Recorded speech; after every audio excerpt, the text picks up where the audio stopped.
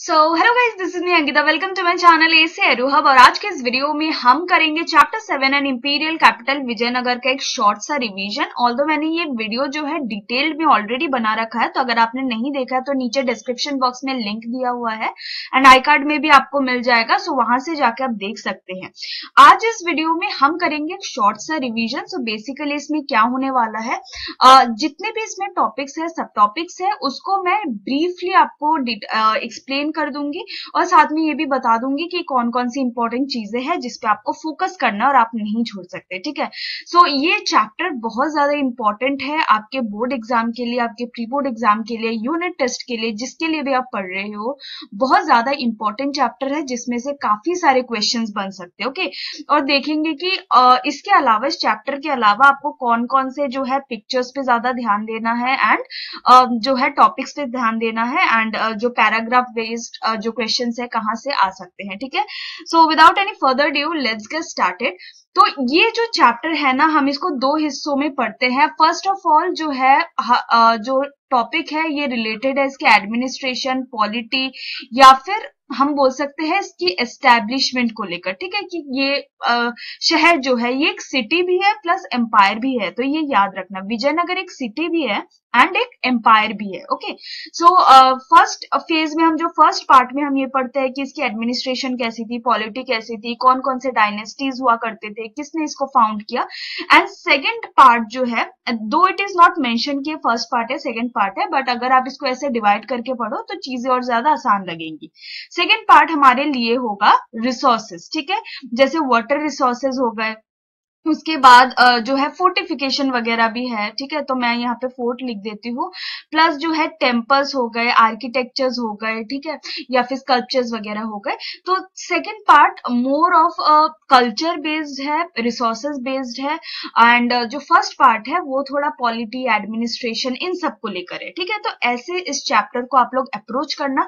First of all थोड़ी सी fact की बात है कि विजयनगर एम्पायर, विजयनगर का मतलब क्या था। तो आपका जो चैप्टर है विजयनगर, ये एक सिटी भी है प्लस एन एम्पायर भी है, so it is a city and an empire. And Vijayanagara का क्या मतलब होता है, सिटी ऑफ विक्ट्री। विजय मीन्स विक्ट्री एंड नगर means city, so city of victory. और ये जो है it stretch from river Krishna in the north to an extreme south of the peninsula. ठीक है, तो ये कृष्णा तुंगभद्रा का जो दोआब है ना, वहां पे स्थित है एंड वहां पे उन लोग एक लोकल गॉडेस को मानते थे। ठीक है, जो मदर गॉडेस है उनका नाम क्या था, पंपा देवी। पहले ये दो तीन चीजें आप ध्यान रख लो एंड कहीं पे लिख लो, बिकॉज इसमें से बहुत सारे क्वेश्चन आ सकते हैं। सो फर्स्ट हमारा जो टॉपिक है वो है डिस्कवरी ऑफ हम्पी। ठीक है, तो डिस्कवरी ऑफ हम्पी को मैं शॉर्ट में बिल्कुल बताती हूँ और आप लोग ये मार्क कर लो। पहले तो नेम है कॉलिन मैकेंजी एंड 1800, ठीक है, and British east India company. ठीक है, and Pampa Devi, Virupaksha temple. तो ये सारी टॉप जो है वर्ड्स आप नीचे मार्क कर लो। अब मैं आपको बताती हूँ बेसिकली ये क्या है। डिस्कवरी ऑफ हम्पी में क्या हुआ था, जो हम्पी है, ठीक है, जो विजयनगर एम्पायर में है, विजयनगर एम्पायर को हम्पी के नाम से भी जाना जाता है। सो उसकी जो रूइंस है, रूइंस मीन्स ढेर आप बोल सकते हैं। सो यहाँ पे रूइंस लिखा हुआ है, इसका मतलब क्या होता है, कोई भी जो अवशेष होते हैं, ठीक है, हम अवशेष बोलते हैं या फिर रूइंस। ठीक है, ढेर अगर इंग्लिश में नहीं समझ आ रहा है तो हिंदी में इसको अवशेष या ढेर ये सब बोलते हैं। सो हम्पी का जो अवशेष है उनको 1800 में कॉलिन मैकेंजी जो थे, जो ब्रिटिश ईस्ट इंडिया कंपनी के एक एम्प्लॉय थे, उन्होंने जो है 1800 में ये सामने लाई है एंड कि हम्पी का कुछ अवशेष मिला है इनको, और इन्होंने फर्स्ट सर्वे मैप बनाया था उस साइट का। ठीक है, so he prepared the first survey map of that site. And ये अगर हमें कोई चीज मिली है ना, हमें कोई ढेर मिला है, कोई सिटी का अवशेष मिला है, तो हम क्या करते हैं, हम कैसे उस सिटी के बारे में पता लगाए। तो वहां की जो टेम्पल्स थी, वहां की जो श्राइन्स थी ना, पंपा देवी की श्राइन्स थी, टेम्पल्स थी, वहां के जो पुजारी थे उनसे भी पूछा गया। कुछ जो फॉरेन ट्रेवलर्स यहाँ पे आए थे उन्होंने जो लिटरेचर लिखा उसको देखा गया। एंड ऐसे करके वहां पे और जो भी मॉन्यूमेंट्स या फिर और जो भी फोटोग्राफर्स जिन्होंने इसको फिर रिकॉर्ड भी किया, ये देखो यहाँ पे लिखा हुआ है 1856 से जो फोटोग्राफर्स है they record began to record the monuments, ठीक है, जिसको बाद में भी फिर स्टडी किया गया। फिर वहां पे कुछ इंस्क्रिप्शंस मिले थे।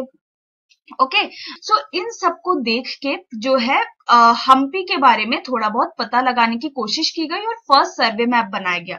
सो इसमें फर्स्ट टॉपिक में क्या क्या इंपॉर्टेंट है, कॉलोनल कॉलिन मैकेंजी का नाम आपको ध्यान में रखना है, 1800 ध्यान में रखना है और सोर्सेज ध्यान में रखना है। ठीक है, सोर्सेज में मैंने यहाँ पे मैंने मार्क कर दिया, सो फॉरेन ट्रेवलर्स, इंस्क्रिप्शंस, फिर श्राइन्स, ठीक है, प्रीस्ट के मेमोरीज, ये सारे इनिशियल इंफॉर्मेशन को लेके, फोटोग्राफ्स को लेके, मॉन्यूमेंट्स भी एक है यहाँ पे।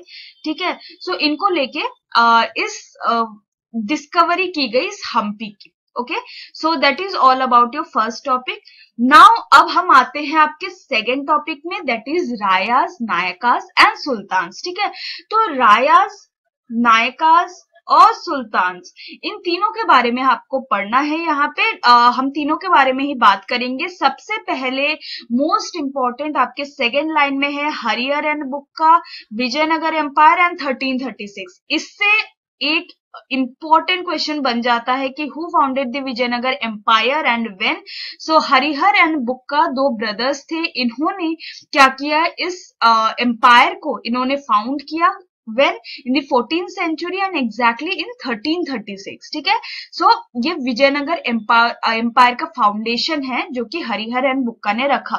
एंड साथ में ना इस एम्पायर में काफी डिफरेंट लैंग्वेज बोलने वाले लोग थे, different religious practice traditions, religious traditions follow करने वाले लोग थे। एंड हरिहर एंड बुक्का ने काफी कंपीट किया दूसरे राजाओं के साथ, जैसे सुल्तान्स थे डेक्कन के, फिर गजपति रूलर्स थे उड़ीसा के, to control over the fertile river valleys. Secondly क्या है, जो रूलर्स थे विजयनगर एम्पायर के, उन्होंने बिल्डिंग टेक्निक्स को फिर फर्दर जो है वो उन्होंने बोरो किया, उन्होंने कहीं से देखा, उनको आइडिया आया और उन्होंने फर्दर डेवलप किया। ठीक है, यहाँ पे कुछ इंपॉर्टेंट सिटीज भी, कुछ इंपॉर्टेंट हम कह सकते हैं यहाँ पे पावरफुल स्टेट्स भी रहे हैं, like Chola in Tamil Nadu and the Hoysalas in Karnataka.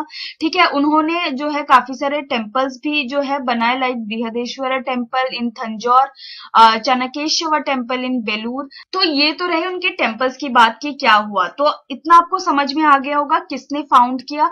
उसके बाद उन्होंने कंप्लीट किए दूसरे रूलर्स के साथ, उसके बाद उन्होंने डिफरेंट बिल्डिंग्स बनाने की टेक्निक्स को वो फर्दर उन्होंने डेवलप किया। कुछ इंपॉर्टेंट यहाँ पे जो है पावरफुल स्टेट्स भी आए हैं, तमिलनाडु में चोलाज है, होयसालास है कर्नाटका में, और कुछ टेम्पल्स को उन्होंने पैट्रनेज किया। आई होप इतना क्लियर है। उसके बाद देखो हमने पढ़ा था कि रायाज, नायकास एंड सुल्तान्स। ठीक है, तो नायकास के बारे में हम बाद में पढ़ेंगे। रायाज क्या होता है, ठीक है, ये देखते हैं। सो रायाज क्या होता है, जो रूलर्स थे ना विजयनगर एम्पायर के, ठीक है, वो एक आप कह सकते हो टाइटल लेते थे। ठीक है, वो अपने आप को क्या बोलते थे, रायस। तो जब भी हम एक नाम सुनते हैं विजयनगर एम्पायर से रिलेटेड, कृष्णदेव राया, तो कृष्णदेव उनका नाम था और उनका जो टाइटल था वो है राया। राया एक मतलब टाइटल है, जो भी रूलर्स होते थे विजयनगर एम्पायर के, वो अपने आप को क्या बुलाते थे, रायास। ठीक है, तो ये एक ट्रेडिशन उनका बन गया था और ये आप यहाँ पे देख सकते हैं। अब हम देखते हैं किंग्स एंड ट्रेडर्स। तो देखो यहाँ पे जो ट्रेड होते थे, उन कुछ लोकल कम्युनिटीज, उन मर्चेंट्स को क्या बोला जाता था, कुदिराई छत्तीस। ठीक है, और हॉर्स मर्चेंट्स, तो ये हॉर्स के मर्चेंट्स थे, हॉर्स की ट्रेडिंग करते थे। और यहाँ पे जो है वॉरफेयर के टाइम पे बहुत ज्यादा इफेक्टिव कैवेलरी, फिर हॉर्स, इन सब पे बहुत ज्यादा डिपेंड होना पड़ता था। तो ये कहाँ से वो ट्रेड करवाते थे, फ्रॉम सेंट्रल एशिया, अरेबिया, ठीक है, was very important for rival kingdom. So the import कराया जाता था। ठीक है, इंपोर्ट कराया जाता था किसका, हॉर्सेस का। ओके, कहां से कराया जाता था, अरेबिया से, सेंट्रल एशिया से। और जो ये लोकल कम्युनिटीज थी मर्चेंट्स की, जो ये सब ट्रेड वगैरह करती थी, उनको क्या बोला जाता था, कुदिराई छत्तीस और हॉर्स मर्चेंट्स। ठीक है, इसके अलावा भी काफी सारी चीजों में ट्रेड किया जाता था। फॉर एग्जाम्पल जो हाई वैल्यू एग्जॉटिक गुड्स है, स्टोन्स है, ज्वेलरीज है, इस पे भी जो है ट्रेडिंग चलती थी। फिर स्पाइसेस हो गए, टेक्सटाइल्स हो गए, प्रीशियस स्टोन हो गए, इसकी भी जो है की जाती थी ट्रेडिंग। सो यहाँ पे आप देख सकते हो कौन कौन सी चीजों की ट्रेड की जाती थी, exotic goods, precious stones, jewelleries, ये सब। इसमें से ये बहुत कम इंपॉर्टेंट टॉपिक है, बट इसमें से ये कम्युनिटी का नेम और ये सब भी पूछा जाता है कि क्या क्या ट्रेड होता था, तो ये सारी चीजें जानना आपके लिए इंपॉर्टेंट है। इसके साथ एक बार ये भी देख लेना, जो गजपति है उसका मतलब क्या होता है, लॉर्ड ऑफ एलिफेंट्स, ठीक है। सो ये सारी चीजें आ सकती है 1 मार्क्स में। नाउ अब है the apogee and the decline of the empire. Apogee means क्या होता है, राइज। तो ये एम्पायर जो है कैसे राइज हुआ और कैसे डिक्लाइन हुआ, ये बहुत ज्यादा इंपॉर्टेंट है। सो फर्स्ट मैं आपको बहुत शॉर्ट में बताती हूँ क्या हुआ। 3 डायनेस्टी जो काफी इंपॉर्टेंट है, संगम डायनेस्टी है पहले, फिर है सलुवा डायनेस्टी और उसके बाद लास्ट में है तलुवा डायनेस्टी, ठीक है। तो यहाँ पे है Sangam dynasty, Saluva dynasty and the Tuluva dynasty. Tuluva dynasty and जो तुलुवा डायनेस्टी है उसके मोस्ट इंपॉर्टेंट रूलर है कृष्ण देव राय, ठीक है। सो कृष्ण देव राय काफी इंपॉर्टेंट रूलर है इस तुलुवा डायनेस्टी के। एंड यहाँ पे आप डेट्स देख सकते हो कब तक उन्होंने रूल किया। 1485 तक संगम डायनेस्टी ने, 1503 तक सलुवा डायनेस्टी ने एंड तलुवा डायनेस्टी, उसके बाद वो रिप्लेस हो गए इनसे, ठीक है। और कृष्णदेव राय काफी ज्यादा इंपॉर्टेंट रूलर थे because of the following. First of all उन्होंने एक्सपेंशन किया था और कंसोलिडेट किया था उनके इस एम्पायर को, तो काफी ज्यादा हद तक उन्होंने इस एम्पायर को एक्सपैंड किया था, कंसोलिडेट किया था। एंड इसी टाइम में जो रायचूर दोआब है, जो तुंगभद्रा और कृष्णा रिवर का जो बीच का जो लैंड है उसको एक्वायर किया गया था, ठीक है। सेकेंड रीजन ये है कि उन्होंने काफी सारे ruler like ruler of Odisha को और सुल्तान ऑफ बीजापुर को उन्होंने हराया था। सो सीवियर डिफीट उस टाइम में हमें देखने को मिली थी। थर्ड थिंग ये है कि यहाँ पे मिलिट्री प्रिपेयर्डनेस बहुत अच्छी थी और वो फ्लरिश कर रही थी कृष्णदेव राय के अंडर। सो यहाँ पे जो प्रोस्पेरिटी थी, पीस थी, वो भी काफी ज्यादा अच्छी थी, ठीक है। पीस, प्रोस्पेरिटी, ये 4th पॉइंट हो गया आपका। उस टाइम में उन्होंने काफी अच्छे टेम्पल्स बनाए थे, गोपुरम्स बनाए थे, ये हो गया आपका 5th point. And last one is that Nagalapuram tank. तो उन्होंने एक टाउनशिप भी बनाई थी, एक टाउन बनाई थी नगलापुरम। सो नगलापुरम के नाम पे एक टैंक है और नगलापुरम एक टाउन है, ठीक है। तो वहां पे एक टाउन भी बनाया गया था। सो ये सारे कुछ रीजंस है फॉर कृष्णदेव राय इंपॉर्टेंस, कि कृष्णदेव राय को इतना इंपॉर्टेंस क्यों दिया जाता था। अब देखो कृष्णदेव राय की जब डेथ हो गई 1929 में, ठीक है, उसके बाद से सब कुछ गड़बड़ होने लगा। उसके बाद से इनका क्या शुरू हुआ, डिक्लाइन शुरू है। एपोगी तो हमने देख लिया कृष्णदेव राय की, तो अब होगा इनका डिक्लाइन। तो यहां से आपको डिक्लाइन देखने को मिलेगी, क्योंकि जब कृष्णदेव राय की डेथ हो गई उसके बाद जो है मिलिट्री चीफ्स ने फिर जो है अराविदु थे एक रूलर, ठीक है, control this centre shift to another ruling lineage that is Aravidu, ठीक है, जो पावर में थे end of the 17th century तक, okay. And during this period उनका मिलिट्री एम्बिशन जो था काफी ज्यादा बढ़ गया था, ठीक है। सो उनका जो मिलिट्री एम्बिशन था वही एक कारण था कि Y Vijayanagar empire decline.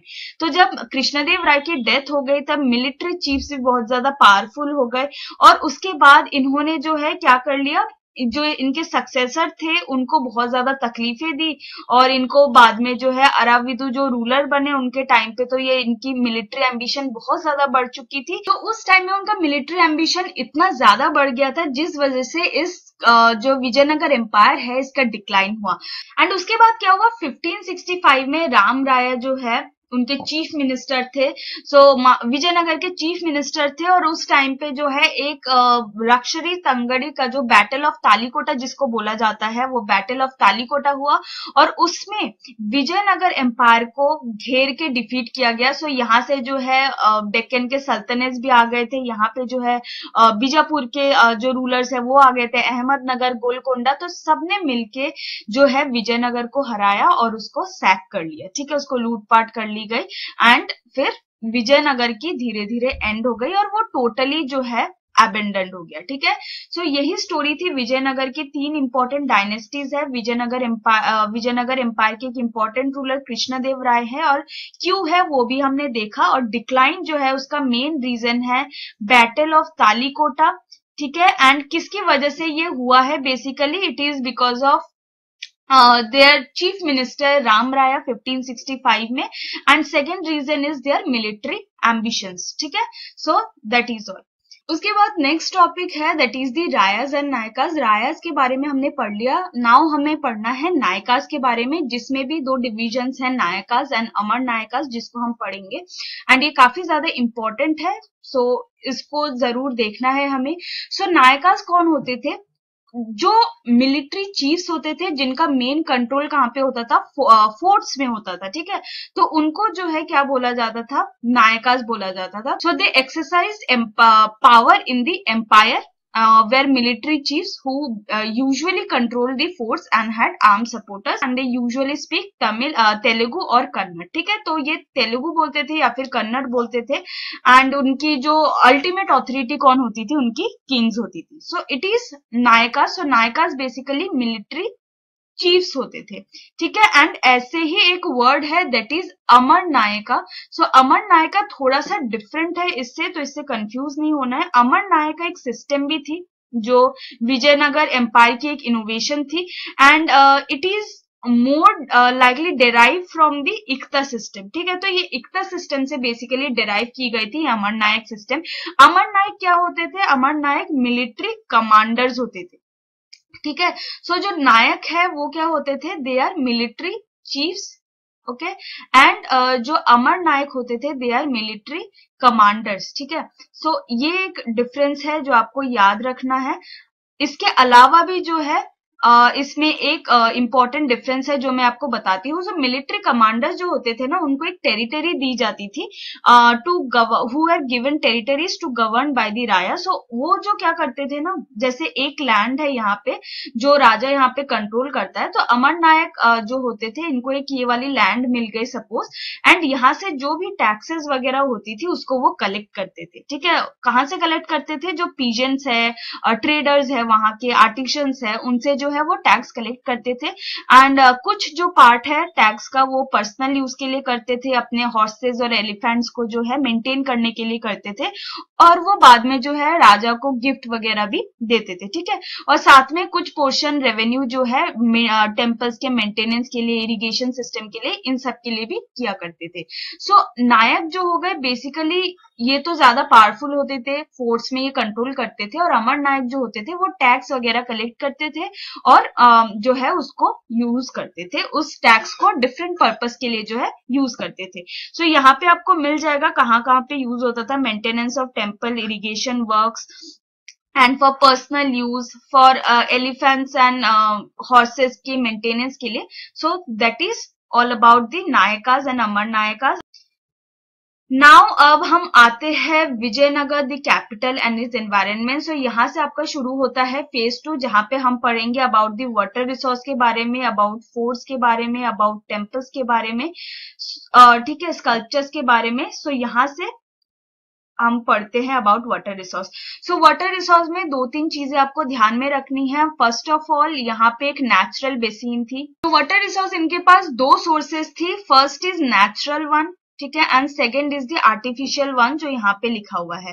Natural one में उनके पास जो है नेचुरल बेसिन हुआ करती थी, बिकॉज वो तुंगभद्रा नदी के साइड में ही थी, तो इसलिए उनको ये जो है एक नेचुरल बेसिन मिल गया था। सेकेंड आर्टिफिशियल इज रिजर्वर्स, ठीक है, तो वहां पे रिजर्वर्स बने हुए थे, बिकॉज वो एक एरिड एरिया था, एरिड जोन था वहां का, तो इसलिए वाटर को जो है कंजर्व करने के लिए वहां पे रिजर्वर्स बनाए गए थे, जो उनका एक आर्टिफिशियल सोर्स है। एंड बाद में कृष्णदेव राय ने कमलापुरम टैंक भी इन्होंने कंस्ट्रक्ट किया था। ठीक है, तो कमलापुरम जो 15th सेंचुरी में जिसको बनाया गया था, ये कंस्ट्रक्ट किया गया था, एंड उनके पास एक रिजर्वर थी। साथ में यहाँ पे एक हिरिया कैनाल भी मिला था, ठीक है, and this canal Drew water from the dam across the Tungabhadra river. तो यहाँ पे नेचुरल एंड आर्टिफिशियल सोर्स है। नेचुरल सोर्स में आपको नेचुरल बेसिन मिल गया तुंगभद्रा से, आर्टिफिशियल सोर्स में आपके पास कैनाल आ गई, रिजर्वर्स आ गए, ठीक है, एंड एक है आपके पास कमलापुरम टैंक। ठीक है, तो ये 3 चीजें आपको याद रखनी है, that is all about the water resources. उसके बाद है फोर्टिफिकेशन यहाँ का। सो यहाँ का जो फोर्टिफिकेशन है, इसके बारे में दो यहाँ पे ट्रेवलर्स आए थे। एक तो है अब्दुल रजाक जो कि एम्बेसडर थे बाय पर्शिया, तो पर्शिया से वो कैलिकट में आए थे, वो एम्बेसडर थे पर्शिया के। एंड उन्होंने फोर्टिफिकेशंस के बारे में कुछ बोला। उन्होंने ये बोला कि these encircle not only city but also the agricultural hinterland and forest. तो उन्होंने ये बोला है कि जो ये फोर्टिफिकेशंस थी काफी ज्यादा इंप्रेसिव थी, और ये ना ही केवल एग्रीकल्चर को बट फॉरेस्ट को और ये आउटर मोस्ट सिटी को भी कनेक्ट कर रहा था, सराउंड कर रहा था। ठीक है, एंड यहाँ पे एक और भी इंपॉर्टेंट चीज ये है कि जो ये वॉल जो ये फोर्ट बनाया गया था उसमें कोई भी सीमेंट वगैरह का यूज हुआ ही नहीं था। ठीक है, नो मोटर और सीमेंटिंग, तो सीमेंटिंग एजेंट कोई था ही नहीं। तो ये कैसे बनाया गया था? सो बेसिकली ये एक ऐसा स्ट्रक्चर था, लाइक ऐसे जो होता है ना इंटरलॉकिंग सिस्टम, तो जैसे ये रेक्टेंगल्स हो गए और यहाँ पे एक रेक्टेंगल्स हो गए, तो जो खांचे टाइप के उन्होंने बनाए थे। ठीक है, तो उसी से उन्होंने एक इंटरलॉकिंग टाइप का उन्होंने सिस्टम किया था, ताकि बिना सीमेंटिंग के बिना मोटर के जो है ये बन जाए। तो वेजेस शेप्ड के थे, वेज शेप्ड ब्लॉक्स। ठीक है, which held them in the place and the inner portion of the wall was earth packed with rubble. ठीक है, सो जो बाकी जैसे ये वाला आप देख सकते हो ब्लॉक सिस्टम था या फिर वेज शेप्ड का था, तो यहाँ से ये बोला जा रहा है कि वहां पे कोई भी सीमेंट का यूज नहीं हुआ था। They use basically the interlocking system. Okay, and जो फोर्टिफिकेशन बनी थी वो outermost wall linked with the hills. ठीक है, जो हिल्स को वो सराउंड कर रहे थे, एग्रीकल्चर को सराउंड कर रहे थे, फॉरेस्ट वगैरह सबको उन्होंने क्या किया था, फोर्टिफिकेशन के अंदर उन्होंने क्लोज करके रखा था। So that is by Abdul Razzaq. तो उन्होंने ये बोला था between the first and the second and the third worlds there were cultivated fields, gardens and houses. तो जैसे ऐसे वर्ल्ड्स बने हुए थे। ठीक है, तो ऐसे करके जो फर्स्ट और सेकंड के बीच में है, यहाँ पे एग्रीकल्चरल फील्ड आ गया, इसमें जो है आपके गार्डन्स आ गए, इसमें आपके हाउसेज आ गए। सो ऐसे करके जो है कुछ वहां पे फोर्टिफिकेशंस बनी हुई थी। एक जो ट्रेवलर्स थे वो है पेस। उन्होंने क्या ऑब्जर्व किया था, that from this first circuit until, ठीक है, from the first circuit until you enter the city there is a great distance in which are fields in which they sow rice and have many gardens and much water. So basically यही उन्होंने बोला था कि जो दोनों ने यही बोला कि ऐसे करके इनका जो है फोर्टिफिकेशंस था, और इन दोनों के बीच में इन्होंने एग्रीकल्चरल फील्ड्स, गार्डन्स, और एग्रीकल्चर में भी उन्होंने राइस जो है उगा रखा था, एंड हिल्स भी वहां पे थे। तो उन्होंने एटलीस्ट सारी चीजों को जो एक इम्पोर्टेंट है एक एम्पायर के लिए, कभी भी अगर उस पर वार हो गया तो जो भी नेसेसरी चीजें हैं उनको उन्होंने क्या कर रखा था, फोर्टिफाई कर रखा था। ठीक है, तो यहाँ पे भी एक जो है क्वेश्चन आता है कि एग्रीकल्चरल फील्ड को उन्होंने क्यों फोर्टिफाई किया?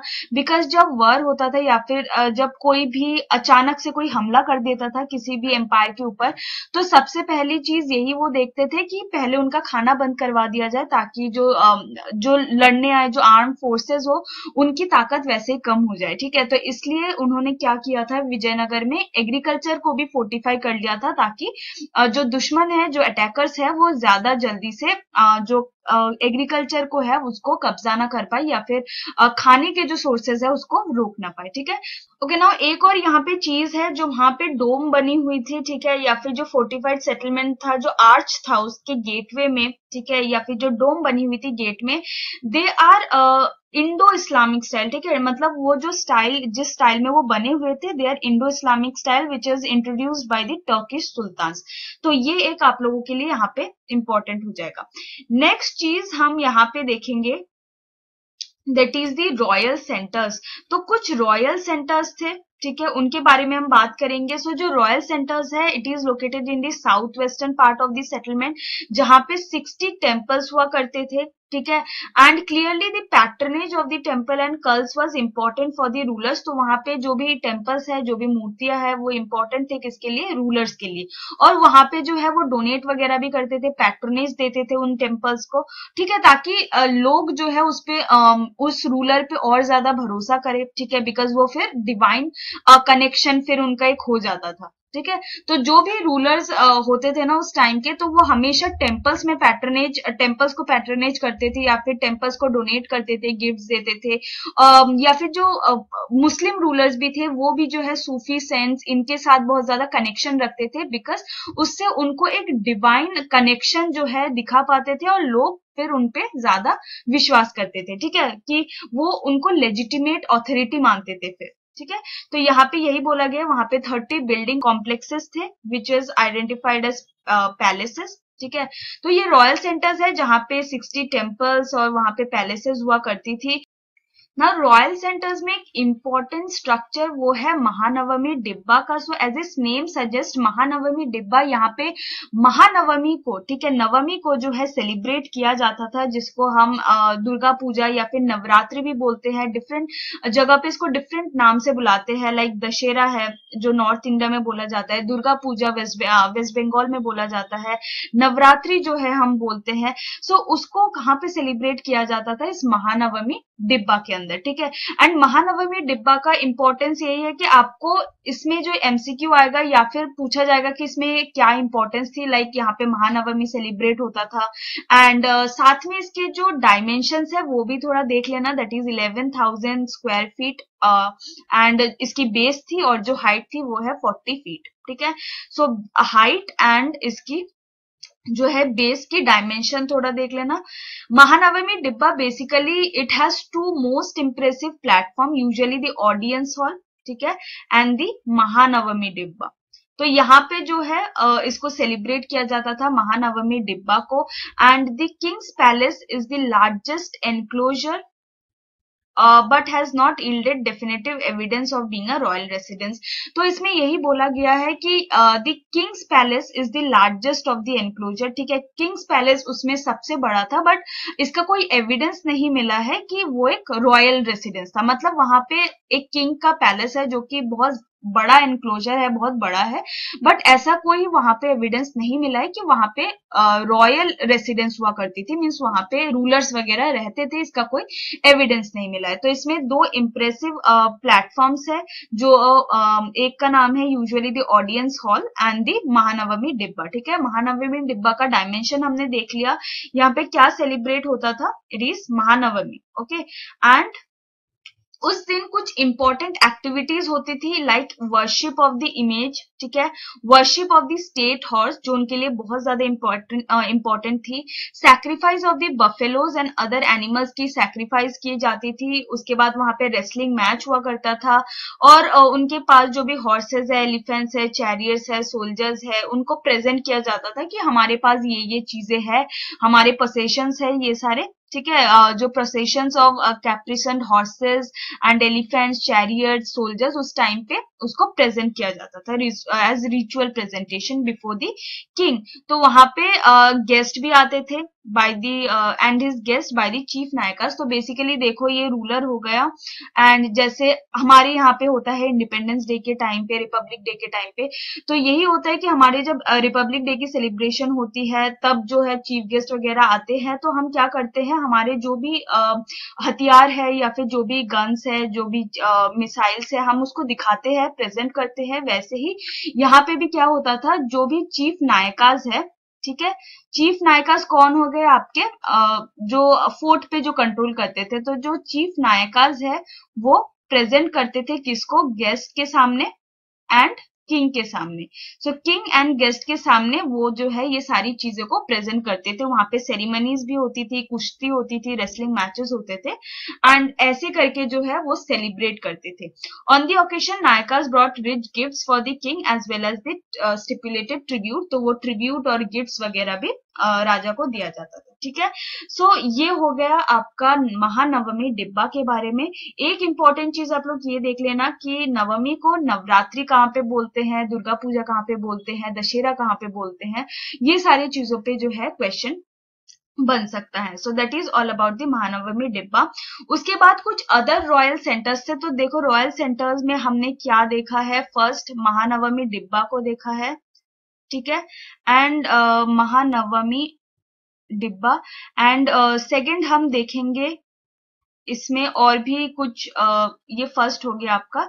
सेकंड हम देखेंगे यहाँ पे एक है लोटस महल है आपका। सो सेकंड लोटस महल, आप लोग देखो ये दिस इज द लोटस महल, ठीक है। इसके पिक्चर को देख लेना, दिस इज द लोटस महल और ये एक रॉयल रेसिडेंस है। सो ब्रिटिश ट्रैवलर ने इनका नाम दिया है lotus Mahal and this is certainly romantic, historians are not quite sure about what the building was used for. One suggestion was that is that it may have been a council chamber, a place where the king met his advisors. तो basically जो lotus महल है वो exactly किस काम में किस काम में वो इसको यूज करते थे हमको नहीं पता, बट उन्होंने मैकेंजी ने गेस ये लगाया था कि ये एक ऐसी जगह थी जहां पे किंग उनके एडवाइजर्स को मीट करते थे, ठीक है। तो बेसिकली यही उसके बारे में एक एजम्पशन लगाया जाता है। So it is one of the royal centre and ये जो आप पिक्चर में देख रहे हो ये हजारा राम टेम्पल का एक स्कल्पचर है जो काफी इंपॉर्टेंट है और इसमें से जो है इमेज बेस्ड क्वेश्चन आ सकता है, ठीक है। तो एक और है that is Hazara Rama temple जहां पे किंग और उसकी फैमिली रहती थी and the images in the central shrine are missing, so however sculpted panels on the wall survive, so they include scenes from the Ramayana sculpture. सो ये वाला आप देखो, ये जो आप सीन देख रहे हो ना, यहाँ पे जो भी ये स्कल्पचर वगैरह बनी हुई है ये कहाँ से डिपिक्ट किया गया है, फ्रॉम रामायण, ठीक है। तो इससे जो है क्वेश्चन आ सकता है एमसीक्यू में, इमेज बेस्ड क्वेश्चन में, ये याद रखना। सो that is a scene from the Ramayana sculpted on the inner walls of the shrines. So हमने रॉयल सेंटर्स में क्या क्या पढ़ लिया। फर्स्ट हमने देखा महानवमी डिब्बा, second lotus Mahal and third is Hazara Rama temple, okay. इसके बाद और भी कुछ इंपॉर्टेंट टेम्पल्स है जिसको हम देखेंगे। सो दिस सैक्रेड सेंटर आपका नेक्स्ट टॉपिक। सैक्रेड सेंटर में बेसिकली यही बोला गया इस कैपिटल को कैसे चूज किया गया। तो एक छोटी सी शॉर्ट स्टोरी यही है, जो पंपा देवी है उनके लोकल गॉडेस थी, ठीक है। वहां के लोकल गॉडेस यही है पंपा देवी एंड ये माना जाता था पंपा देवी जो है उन्होंने घोर तपस्या की थी। उनके वहां की जो हिल्स है उसमें उन्होंने घोर तपस्या की थी टू मैरी विरूपाक्ष, जो शिव का एक शिव जी का एक रूप है विरूपाक्ष। तो उनके साथ शादी करने के लिए जो है उन्होंने घोर तपस्या की थी इन दी हिल्स एंड उनकी शादी को ही जो है सेलिब्रेट किया जाता है annually in the Virupaksha temple, ठीक है। सो विरूपाक्ष के नाम से ही जो है विरूपाक्ष टेम्पल बना है और वहां पे जो है उनके मैरिज को एनुअली जो है सेलिब्रेट किया जाता है, ठीक है। एंड उसके बाद काफी सारी इंपॉर्टेंट डायनेस्टीज भी आई जैसे चालुक्यास, होयसालास, चोलास, ठीक है, एंड पल्लवास, ये सारे जो है वहां पे इंपॉर्टेंट डायनेस्टीज आई एंड उन्होंने भी वहां पे टेम्पल्स बनाए एंड ये जो टेम्पल्स है धीरे धीरे as a religious centre, as a learning centre grow होने लगा, ठीक है। एंड इसी से जो है विजयनगर जो है उसमें इंस्पायर्ड हुआ and Vijayanagara was inspired by the existence of the shrines of Virupaksha and Pampa Devi. So जो विजयनगर है उसमें हमें विरूपाक्ष टेम्पल भी मिला है, पंपा देवी के श्राइन्स मिले हैं। सो हम ये बोल सकते हैं Vijayanagara is a choice for capital because जो है वहां पे विरूपाक्ष श्राइन्स मिले हैं, पंपा देवी के श्राइन्स मिले हैं जो हम देख सकते हैं, ठीक है। सो ये एक शॉर्ट सी स्टोरी थी। So the rulers of the Vijayanagara innovated and developed this royal portrait sculpture was now displayed in the temples. तो ये बताया गया कि कैसे पंपा देवी ने तपस्या की और फिर विरूपाक्ष जो एक शिव जी के एक अवतार है उनसे शादी करने के लिए एंड इनकी जो मैरिज है उसको एनुअली मनाया जाता है इन द विरूपाक्ष टेम्पल। और बाद में जो भी डायनेस्टीज आई जैसे चोलास, चालुक्यास, होयसालास, जो भी पल्लवास, ये जो इम्पोर्टेंट डायनेस्टीज है इन्होंने भी फिर टेम्पल्स को और ज्यादा बिल्ड किया एंड जो है हम देख सकते हैं वहां की जो इंपॉर्टेंस है विजयनगर जो है इंस्पायर्ड हुआ है इन्हीं चीजों से, that is the Virupaksha temple and Pampa Devi. So जो एग्जिस्टेंस है विजयनगर एम्पायर की was because of these reasons, okay. So इसमें बस यही चीजें बताई गई है, not a very important topic. Gopurams and mandapas, gopurams क्या होते हैं, जो ये श्राइन्स होते थे ना, ठीक है, लार्ज टेम्पल्स होते थे, उनके सामने एक ड्वार्फ सी गेट होती थी, ठीक है, एक छोटी सी गेट होती थी। तो इसके अंदर से जब जाएंगे फिर ही वो इस टेम्पल में पहुंच पाएंगे, ठीक है। So this is gopuram basically. So यहाँ पे आप देख सकते हैं राया गोपुरम और royal gateways are often dwarf the tower of the central shrines, ठीक है। सो मतलब अगर आपको श्राइन में जाना है ठीक है, तो आपको एक ड्वार्फ गेट से जाना पड़ता है पहले, जिसको क्या बोला जाता है, गोपुरम्स, और काफी सारे रूलर्स जो है इन गोपुरम्स को उन्होंने बनाया है। This is a picture of your Virupaksha temple. तो यहाँ पे हम दो टेम्पल के बारे में पढ़ेंगे, that is Virupaksha temple and Vitthal temple. ठीक है, ये जो आप देख रहे हैं इसको जो विजयनगर के राजा थे दैट इज कृष्णदेव राय, उनका काफी ज्यादा इसमें कंट्रीब्यूशन रहा है। ओके, तो ये जो हॉल है in front of the main shrine was build by Krishnadeva Raya. So यहाँ पे जो है आपको विरूपाक्ष टेम्पल दिखेगा, इसके बारे में हम देखते हैं। It is dated to 9th-10th centuries. ठीक है, एंड इसका जो मेन हॉल है वो किसने बनाया है, कृष्णदेव राय ने इसको बनाया था। ठीक है, and it is decorated with carved pillar.